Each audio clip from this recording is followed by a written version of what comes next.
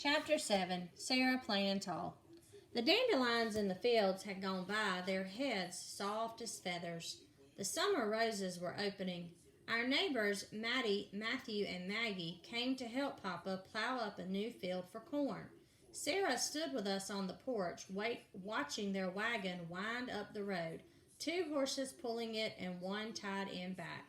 I remember the last time we had stood there alone, Caleb and I, waiting for Sarah. Sarah's hair was in thick braids that circled her head, wild daisies tucked here and there.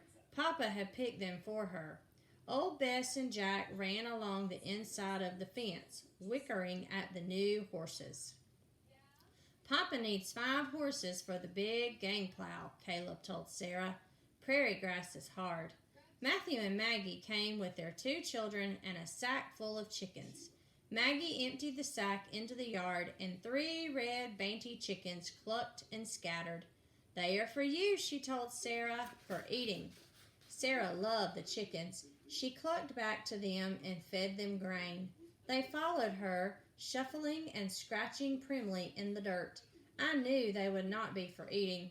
The children were young and named Rose and Violet after flowers. They hooted and laughed and chased the chickens, who flew up to the porch roof, then the dogs, who crept quietly under the porch. Seal had long ago fled to the barn to sleep in cool hay. Sarah and Maggie helped hitch the horses to the plow. Then they set up a big table in the shade of the barn, covering it with a quilt and a kettle of flowers in the middle.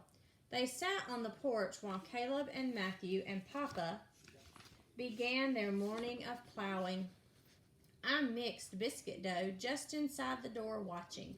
You are lonely, yes? Asked Maggie in her soft voice. Sarah's eyes filled with tears. Slowly I stirred the dough. Maggie reached over and took Sarah's hand.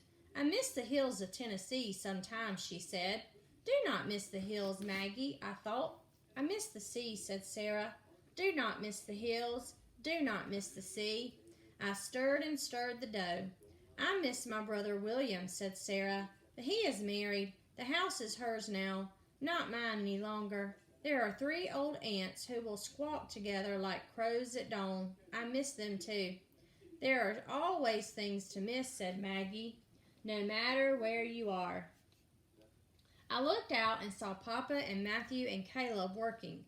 Rose and Violet ran in the fields. I felt something brush my legs and looked down at Nick, wagging his tail. I would miss you, Nick, I whispered. I would. I knelt down and scratched his ears. I miss Mama. I nearly forgot, said Maggie on the porch. I have something more for you. I carried the bowl outside and watched Maggie lift a low wooden box out of the wagon. Plants, she said to Sarah, for your garden. My garden? Sarah bent down to touch the plants. Zinnias and marigolds and wild feverfew, said Maggie. You must have a garden wherever you are. Sarah smiled. I had a garden in Maine with daylilies and columbine and nasturtiums, the color of the sun when it sets. I don't know if nasturtiums would grow here. Try, said Maggie. You must have a garden. We planted the flowers by the porch, turning over the dirt and patting it around them and watering. Lottie and Nick came to sniff, and the chickens walked in the dirt, leaving prints.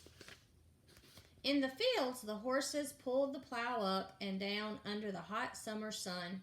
Maggie wiped her face, leaving a streak of dirt. Soon you can drive your wagon over to my house, and I will give you more. I have Tansy. Sarah frowned. I have never driven a wagon. I can teach you, said Maggie, and so can Anna and Caleb and Jacob. Sarah turned to me. Can you, she asked. Can you drive a wagon? I nodded. And Caleb? Yes. In Maine, said Sarah, I would walk to town. Here it is different, said Maggie. Here you will drive. Way off in the sky, clouds gathered. Matthew and Papa and Caleb came in from the fields, their work done. We all ate in the shade. We are glad you are here, said Matthew to Sarah. A new friend. Maggie misses her friends sometimes. Sarah nodded.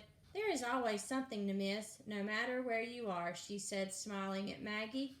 Rose and Violet fell asleep in the grass, their bellies full of meat and greens and biscuits, And when it was time to go, Papa and Matthew lifted them into the wagon to sleep on blankets.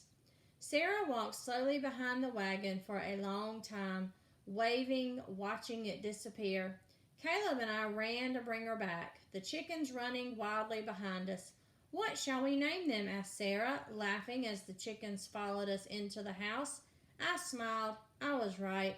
The chickens would not be for eating. And then Papa came just before the rain, bringing Sarah the first roses of summer.